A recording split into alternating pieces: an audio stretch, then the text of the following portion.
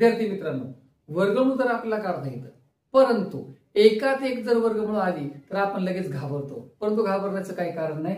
शांतपणे जर आपण आतून जर आपण असे बाहेर आलो एका संख्येचे वर्गमूळ काढत, तर मला असं वाटतं हे अवघड नाहीये. फक्त तुम्हाला शांतपणे काम करायचंय. 16चं वर्गमूळ 5 4 येतं. 4 ह्या 12 मध्ये मिळवा, हे वर्गमूळ कॅन्सल करा.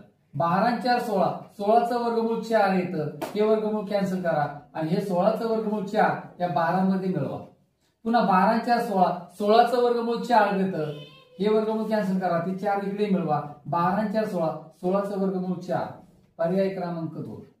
परंतु तुम्हाला एक लक्षात घ्यायचंय, सुरुवातीला 16चं वर्गमूळ 4 काढल्यानंतर जर 12 4 16 होत असतील आणि हीच संख्या 12 12 12 12 किती वेळा रिपीट होऊ द्या, उत्तर तुमचं 4च येणार आहे. हे लक्षात घ्या. सेम चॅलेंज तुम्हाला मी या ठिकाणी दिलंय. फक्त एका सेकंदामध्ये तुम्ही उत्तर काढू शकता. जर इथे तुमच्या ट्रिक लक्षात आली असेल तर पुन्हा एकदा व्हिडिओ रिपीट करून पहा, नक्की लक्षात येईल.